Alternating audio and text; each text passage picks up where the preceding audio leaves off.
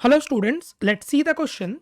The question says a positive charge particle having charge q enters region where magnetic flux density B naught with speed V naught as shown in the figure. The time after which it will come out of the field is. So हमसे क्या पूछा गया है? हमसे वो time पूछा गया है जिस टाइम के बाद ये जो चार्ज पार्टिकल है ये इस फील्ड से बाहर आ जाएगा. इस फील्ड के लिमिटेड रीजन तक एग्जिस्ट करने की वजह से ये चार्ज पार्टिकल एक पूरे सर्कल में मूव नहीं कर पाएगा, है ना. अगर ये फील्ड काफी दूर तक एक्सटेंडेड रहता तो ये चार्ज पार्टिकल क्या करता है, चार्ज पार्टिकल एक होल सर्कल में मूव करता. देखो जैसे कि मान लो कि अगर ये चार्ज पार्टिकल के लिए ये फील्ड अगर काफी बड़ा है तो ये रहता इसका टोटल पाथ. बट यहाँ पे क्या है, यहाँ पे एक लिमिटेड रीजन तक ही हमारा फील्ड एग्जिस्ट कर रहा है जिसके वजह से ये चार्ज पार्टिकल क्या करेगा, एक आर्क फॉर्म करके इस फील्ड से बाहर निकलने वाला है कुछ इस तरह से, है ना. तो अगर मैं इसको इस सर्कल में दिखाऊं जो मैंने होल सर्कल बनाया है तो ये रहा उसका पाथ. क्लियर है, ध्यान समझना. ये रहा इसका पाथ और ये सेंटर पे कुछ एंगल बना रहा होगा. तो सपोज ये रहा इसका सेंटर और ये सेंटर पे कुछ एंगल बना रहा होगा. अब ध्यान से समझना, ये एंगल कितना गिवन है, ये एंगल गिवन है π/6. π/6 का मतलब हो गया 30 डिग्री. ये एंगल कितना होता है, ये एंगल होता है हमारे पास 90 डिग्री, राइट. ये एंगल 90 होता है. अब ये देखो इसके ऊपर टोटल एंगल कितना होगा, टोटल एंगल विल बी 180. तो ये 90 हो गया, ये 30 हो गया, मतलब कि this angle will be 60 degree. ये 60 है मतलब कि इधर भी एंगल कितना होगा, this angle will also be 60 degree, क्योंकि ये भी क्या है, रेडियस है, मतलब ये दोनों साइड बराबर है तो ये दोनों एंगल भी बराबर होने वाला है. तो ये 60 हो गया, ये 60 हो गया, मतलब कि ये एंगल कितना होगा, ये एंगल होगा 60.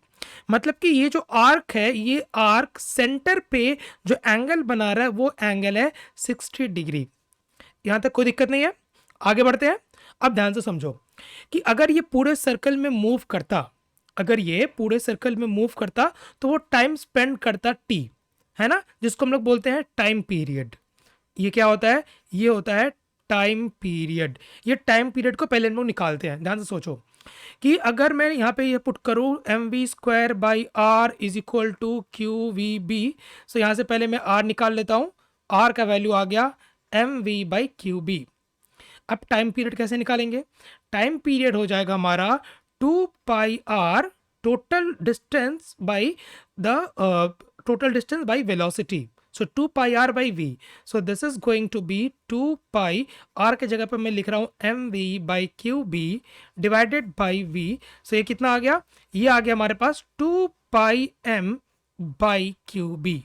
क्लियर है, 2πm/QB. ये आ गया हमारे पास टाइम पीरियड, जिस टाइम के लिए ये जिस टाइम में ये पूरे सर्कल में मूव करेगा. अब देखो ये पूरे सर्कल में मूव करने का मतलब क्या हुआ, पूरे सर्कल में मूव करने का मतलब ये हुआ कि अगर वो कितना 360 का अगर एंगल बनाता, सोचो पूरे सर्कल में मूव करने का मतलब 360 का एंगल बना रहा है, तो 360 का अगर एंगल बनाता तो उसको टाइम लगता 2πm/QB. अभी वो कितना एंगल बना रहा है, अभी एंगल बना रहा है 60 डिग्री. तो 60 डिग्री में उसको टाइम लग जाएगा 2πm/QB into 60 divided by 360. Unitary method मैंने यहाँ पे सिंपल यूज किया है.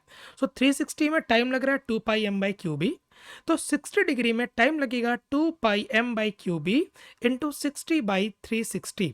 क्लियर. सो ये कितना आ रहा है हमारे पास, ये आ गया हमारे पास 6, ये आ गया हमारे पास 3. सो दिस इज πm/3QB. यहाँ पे एक्चुअली बी नॉट दिया है, सो मैं यहाँ पे बी नॉट ही पुट करता हूँ हर जगह, राइट. ये बी नॉट लगा दो यहाँ पे आप. So this is B not.